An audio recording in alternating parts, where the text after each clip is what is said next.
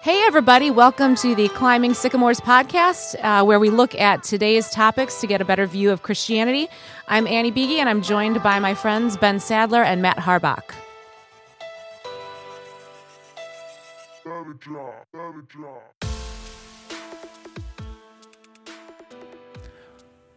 Hi. Hello. Well, let's start out with some fun facts in Hollywood. Good news. Yeah. Hulk Hogan, childhood hero of mine, right? I didn't realize how big that guy is. I think he's like 6'6" or 6'7". very He's large. really tall. Just got baptized. So I'm not sure if that was the first time he's been baptized. I'm not sure what all that was. I just saw that he was baptized. So praying that that's all true and legit. That it and sticks. That it sticks, yeah. And Come on, Holy Spirit. that's right. And I mean, he's got, I've heard him on a couple different interviews over the years, and he's had some very public falls from grace of different scandals around his name. And I think maybe after a while, you try to keep up this persona so hard. You've tried really hard, and then it all come crashing down, and you have nothing left. And that's what it sounded like as he was talking about his life and faith and things like that. I think on the interview too, the one I saw was on Joe Rogan. I think he had like a Jesus, something about his faith on his shirt when he was on that, the most listened to podcast. Ours is in second, I think. Top 5 at least. Yeah. So that was interesting. Any other pop culture that we want to hit on? Yeah, I think Kat Von D, who is I think it was a reality show, LA Inc. So she was a tattoo artist. She recently was baptized as well, and she used to mess with the occult and witchcraft and things like that. And she still does kind of she wears like real dark gothy clothes and stuff like that. I don't think there's anything wrong with that. You can be a Christian and dress dark. Who cares?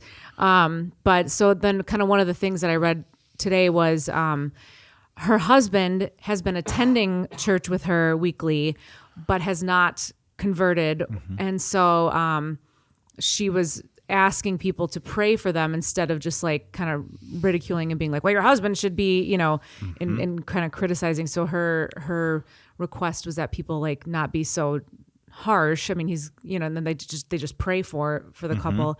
But I thought that was interesting because she was really big into witchcraft, and she's like, no, this is nonsense. And she said it kind of started when the pandemic hit, and she kind of had to do like an overhaul of her life and she said nothing was really working. And then I got to thinking at a spiritual level, and that's kind of like where, Wow. and she said the things that she now kind of understands that things that she used to be really attracted to is like she doesn't want anything to do with anymore. So that's kind of cool. And then also Lil Nas X, who has been, he's gone on quite a trip since Old Town Road came out. But and I think we've probably talked about him before on the podcast. Whether or not this is true, in December he claims that he's entering his Christian era, and he has enrolled in some biblical studies courses at a university. And if you recall, I mean, he had many satanic references, I think, in some of his videos and his songs, and he had the Nike shoes with like allegedly his blood in them. Do you remember this? Yeah, I heard about that. Yeah, it was a whole thing. But so hopefully, I mean, he's got a new song that's dropping, I guess. Well, it'll be today by the time you guys hear it, Friday, January 12th. So I think it's called, what is it called? Jesus C or something like that. So Yeah, it's interesting. is it a ploy, right? Like, but maybe not. Hopefully not. Yeah. Kanye West was an interesting story too, the ups and downs of that guy's faith. And it's just hard when you do your faith in public and you're such a prominent celebrity. How do you pull apart your what you actually believe and what you're maybe using to try to get recognized, trying a new kick? I guess that's why I thought, who knows, I could be all wrong on this too, that Hulk Hogan was a little different, where like it came at the bottoming out and not as a ploy to maybe create a new image. So yeah, it's interesting. it's something that's not going away. I think that's what it's kind of fascinating. I think 20 years ago when kind of the new atheists and Richard Dawkins and Christopher Hitchens and all them got really popular, they thought, all right, with 9/11 and we've seen how destructive religion can be, we'll just get rid of religion. And how every corner it continues to be something that people either are devoted to or respond to or need. It's fascinating. So anything you want to talk about there, Matt? All right. Well, there was an article that I wanted to mention. I follow Cal Newport. He's not, I don't believe he's Christian at any level, but he writes mostly on the digital world and how it intersects with our life and disrupts our life, and he's a computer scientist, so he's in the digital world and creating things digitally, but he's really concerned about context switching. If we're always, trying to be creative in our work, but then we're getting these notifications and interruptions constantly, and so he writes for a lot of different places, but this was published. Was this in the New Yorker, I think? Or the New Yorker. It's an article called "An Exhausting Year in and Out of the Office," and there's quite a few things that I find interesting. One term he brings up that maybe you've heard before is quiet quitting, and it talks about you're not outright quitting your job, but you're quitting the idea of going above and beyond. Many young professionals embrace the idea of filling social platforms with sympathetic declarations before they in turn weather the derisive backlash. So just this idea of I'm giving up. I'm not going to quit my job, but I'm going to do the bare minimum to get by. I'm going to do what I have to do to get by. And he talks about how this kind of apathy and exhaustion. He mentions, as one person says in his article, I just feel like I'm tired of working. I'm tired of meetings, brainstorming, expectations, dealing with people, figuring out never-ending problems. And there was an idea after the pandemic that, okay, if we work from home, we won't have all these interruptions, we won't have all these problems, but working from home didn't solve the problem because you could still always be accessed through Zoom and through endless Zoom meetings, and that didn't seem to help. He also mentions in the article that Microsoft found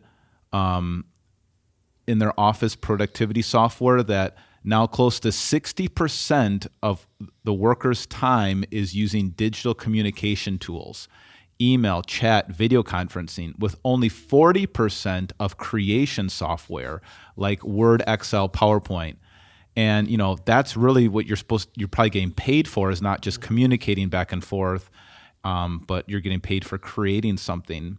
He also talks about how at Microsoft, they connected them to heart rate monitors for almost 2 weeks, and they discovered that subjects' stress levels rose higher and longer they spent on email. So there's just some really interesting things in this article. Just the discussion of how this endless back and forth email threads, that most of our most valuable work happens when we're not distracted, but there's just not time for that. And so some companies are eliminating Slack or the chat functions to try to help mitigate this, but some are just saying you got to learn to deal with it. And I thought one of the lines that I really thought was interesting was, something is still wrong. Above and beyond the usual challenges of office life, everyone's tired. What started with the Great Resignation, talking about how many people resigned during the pandemic, has become the Great Exhaustion. So, some food for thought. What do you guys want to talk about? I have a theory as to why. Well, I agree with this. Anecdotally, personally, this makes sense to me. I feel like you can't go 5 seconds without getting a notification, and so it blurs into the home life. It blurs into every facet of life that you are always accessible. I don't know if there's a good remedy for that or not, but I think that with regard to work, I don't know. I lost my train of thought. Somebody else go. Well, so you're talking about blurring lines. So there's all sorts of things that have happened where because work came home and we were doing at-home work, now you were always on. You could. It's not like I went home and worked from home, and that means now it's easier to separate myself from work. Now the work and home life are integrated. I think another thing with digital creation and digital communication, it's hard to tangibly see what you've done. Yeah.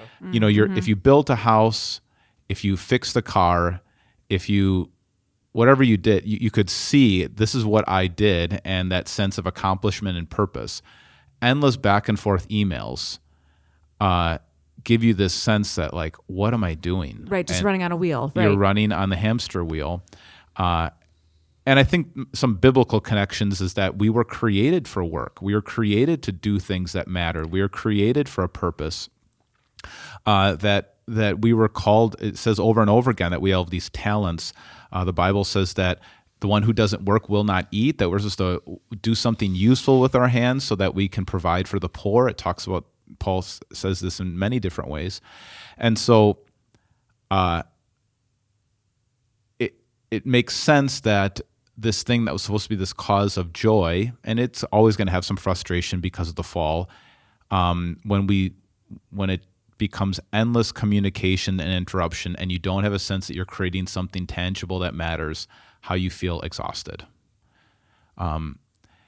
And I wouldn't say it's any harder than somebody who's out in the field or out, fixing cars or building houses, whatever, that's hard work too. But I think it's a different kind of hard work where you have a sense of purpose and satisfaction. So is there any hope for digital work that we do, or no? Well, I think the target's always moving also. Yeah, okay. So like you're never actually, this is when it comes to canceling things and rescheduling things, I feel like there's and making changes in the workplace and trying to do all these different things. And, I think there's always a moving target. And so like, you're right. You just don't really get things accomplished, and it's just a lot. We're spending more time planning and changing and adapting than we are actually doing the thing that we're supposed to be doing. And It's very frustrating. I've been saying this for a while. It's driving me batty.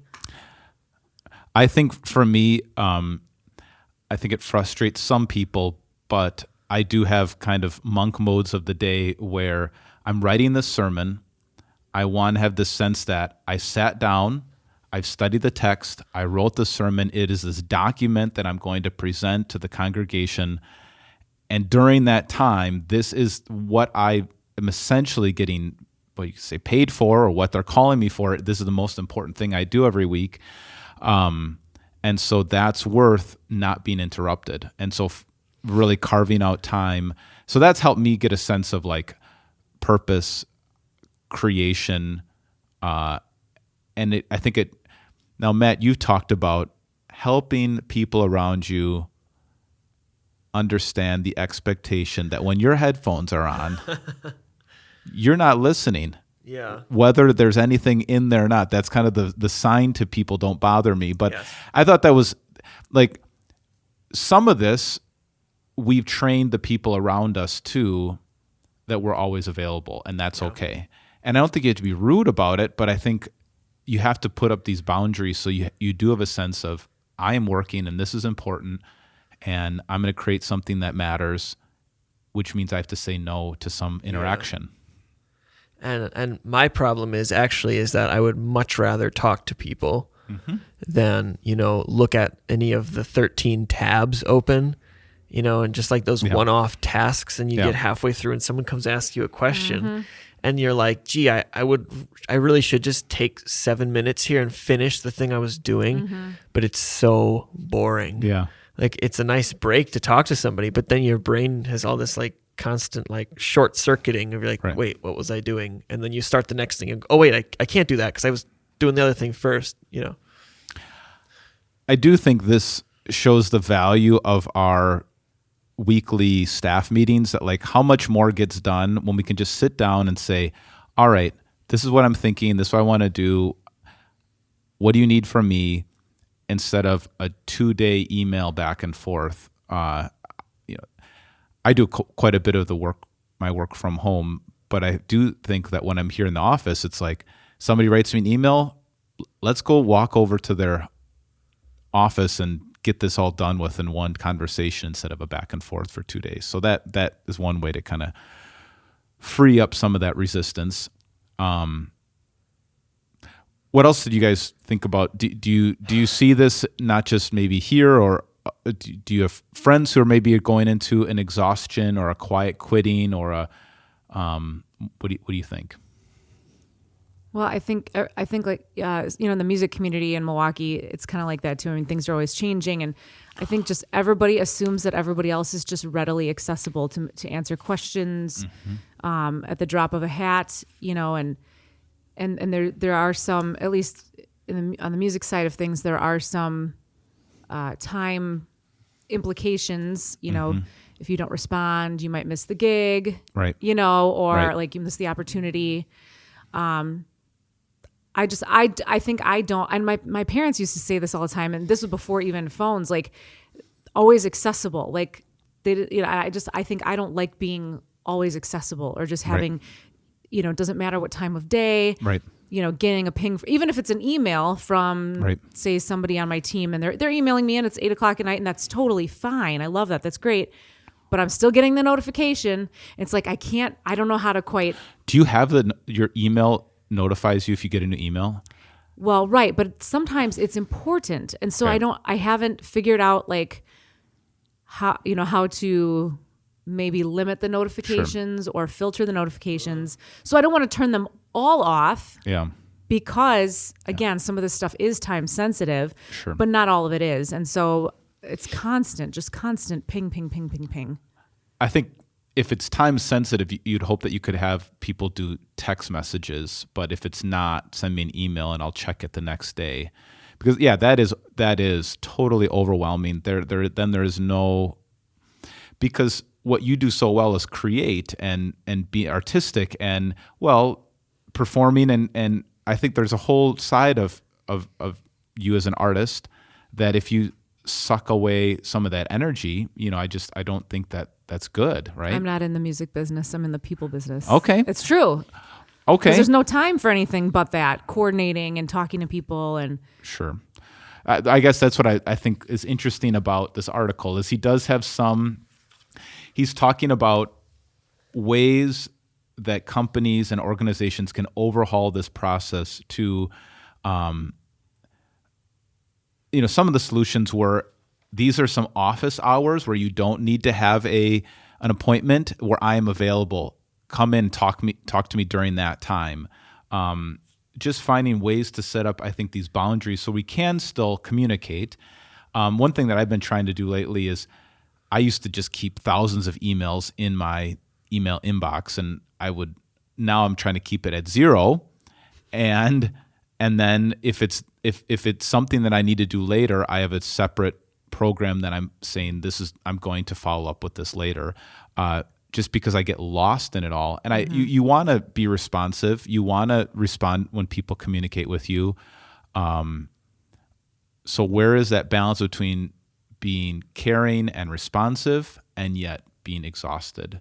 And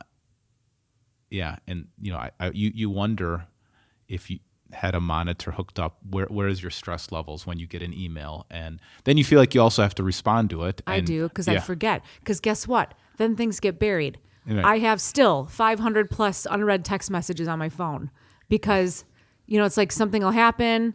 I'll see it. I won't read it because then I want it to remain unread, so I remember to go back to it, and then it gets buried by the and so. That's what happens in emails for me as well. Yeah.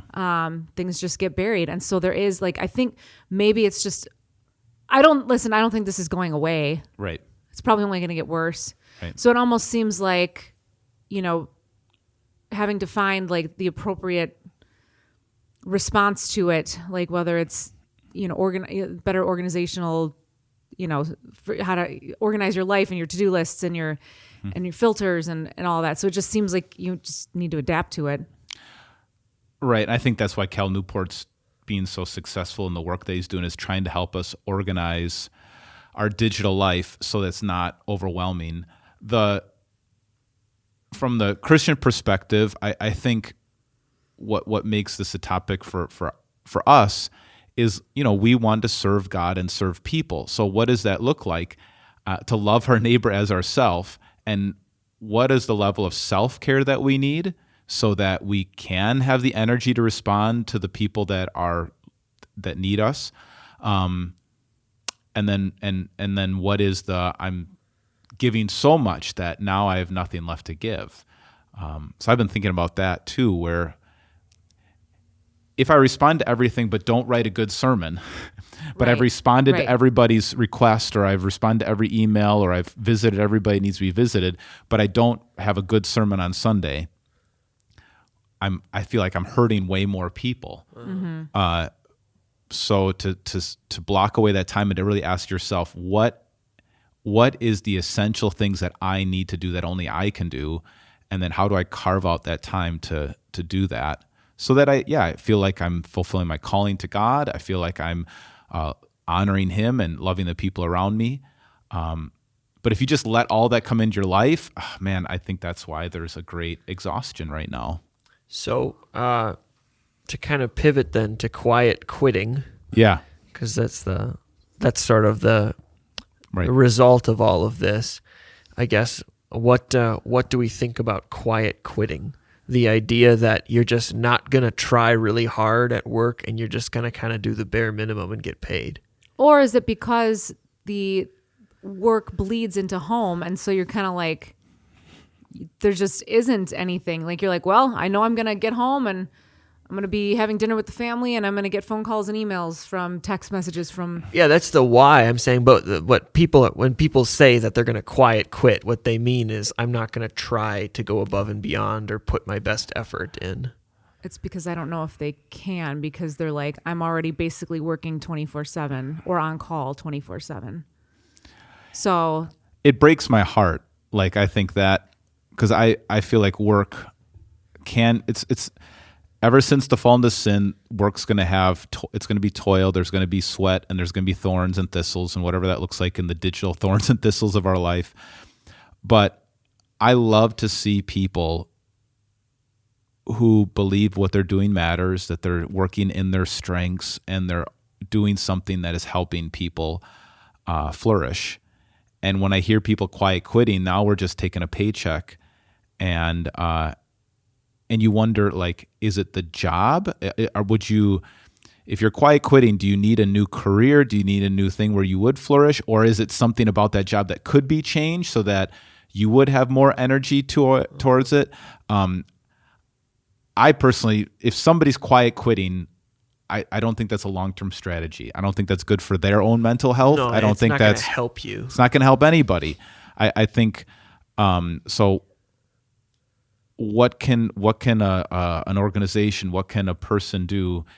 I think they have to ask the question: is there something I can change about this job, or could be changed about this job, or is it the job itself where I'm not feeling like this is my calling? I think that's what makes, again, that's a Christian term, vocation or calling, that God is calling to us, that God has placed talents and gifts, and He's given us a job to do, and we're called to serve Him in our respective. He hasn't decided to do everything for us. He has given the world over to us to do something in this world, and we're called to do something. So if somebody doesn't feel called, that breaks my heart that they're quiet quitting. And I don't think that's a good long-term strategy. I don't think that should be something that should be praised. And that's what he brings up in the article, that people are going on TikTok and Twitter and kind of like celebrating that they're quiet quitting and championing this as a good strategy. And it breaks my heart. So I think it's caused by the reasons that Annie brought up. Like, people don't really have a lot of energy left in them. Sure. And so I don't think if that's the case, and I think that's mostly the case, then quiet quitting actually doesn't mean anything, because you're just giving a name to what you were already doing at that point. And so when you say quiet quitting, it's just like it's an act of defiance to kind of give you some semblance of control. Sure. Like, I'm too tired to do anything, so I'm not gonna. Yeah. Checking out, yeah. Is it a tiredness because there's too much, or is it a tiredness because it doesn't seem to matter? I think it doesn't seem to matter. I think things keep changing so rapidly. Yep. And again, we're just chasing. Yeah. We're constantly chasing a solution. We're constantly finding a new problem, fixing a new problem, planning to fix a new problem, planning to do something. And by the time you get to doing what you're supposed to do, then things just change and you're back at square one. You just never.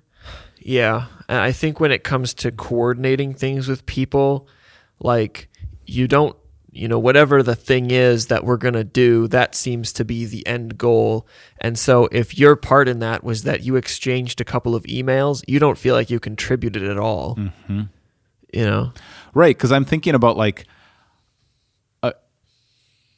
there's a different, somebody might be working long hours and working very hard and corresponding with, somebody on a suicide crisis line, somebody who corresponding for long hours a day, but they have a sense like I saved some people's lives, or what I'm doing has some value, and maybe some of it is the constant switching, the ever changing nature of things where you don't feel like you're getting anywhere, you can't see tangible results. Whatever it is, it doesn't seem I think it's more of that it doesn't seem to matter, not just the fact that it's a lot. Because I think we're all capable of doing a lot if we believe it matters, and that we have a capability of doing it. I think so. Someone recently, I heard this that I never like separated the two in my mind, like between dopamine and serotonin. Mm-hmm. Yeah, and I've always just heard one is short term and one is long term. But they said dopamine is like a positive reinforcement caused by motivation. Mm-hmm. Anticipatory. Yep. And serotonin is caused by satisfaction. Mm-hmm. So it's not as simple as one is long-term and one is short-term, but one is as you're working towards something, that propels you forward. And then when you finish it, then you get serotonin. Yep. So it's like dopamine's like the anticipatory drug. Yeah. So if you work hard at something that's important, you're excited about it, and then when it's done, you're satisfied with your work. Yeah. And if you work hard at something that's not important, and then you don't even get to see it through, or if the plans change, you get neither. Yeah. Right. And so now you're just tired. You're sad. You go, what was the point of that? Yeah. Right. Exactly. Now, here's the question. Is it about, can we figure out our own meaning and see, like, do we just need to change our perspective sometimes? Where like, okay, a lot of the stuff I'm doing is digital communication or digital interaction, and so I can't see it tangibly. Do we need to change our perspective and see what we're doing is valuable? It is moving the ball forward. It is helping people, especially when we talk about the church, like it is getting people involved in serving their Savior. Is it a perspective that needs to change, or is it the work we're doing that needs to change, or the way we do work needs to change? Do you think it's perspective, or do you think all it's of it? Probably. Yeah. Understand the vision, understand the importance of what you're doing and the work that you're doing. Also, do it to the best of your ability. I think, it's hard, admittedly, but I feel like, you should try to work to the best of your ability. I just wonder, as I'm thinking about, in the past, pastors were always supposed to be on call, and I still try to make myself as available as I can. Keep the phone around even in the night if somebody from church, goes to hospital or something like that. But I have over the years let people know, like Saturdays, my phone's off a lot during the day. I check it every once in a while. I feel like and when I don't do that, when I don't have those boundary days, I can just feel it in my bones. So I don't think we recognize how detrimental this actually is on our stress levels. I think you can see it like if you're doing physical labor and you're like, oh man, if I keep pushing my body like this, I'm going to wear out my joints. Because it's not physically hard to check one email, it's just checking one email.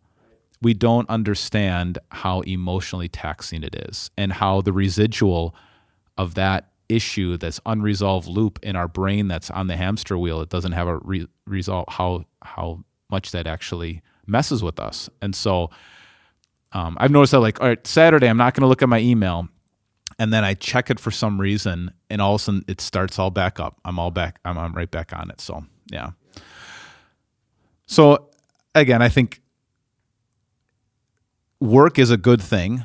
Work is a blessing from God. It's not just to get a paycheck. And it does, again, break my heart when I hear about quiet quitting.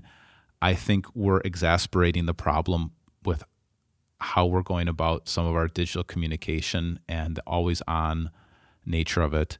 And I think one way to deal with that is put up more boundaries in our life. And I think the people that care, that need us will, as long as we're responsive in some way, I think they will learn, so that we can balance self-care with caring for others. That's my perspective. I don't know if anything else that you guys have to say on that. Yeah, I think you're not a valuable worker if you're always overtired and overworked. So yeah, and if you're in that situation, I think the question would be, is there something about my work that can change, or do I need to change my place of work? I think those are some questions that need to, so that people aren't just kind of, just going through the motions. That's all I have to say about that. Hulk Hogan, people. If he can do it, anyone can. that's right. Let him be your example.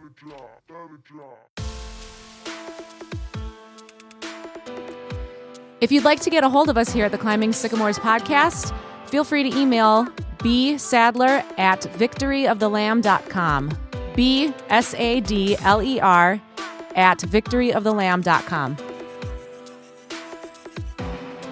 If you like today's intro music, it's been brought to you by Andrew Lynch's song, My Name. Hello.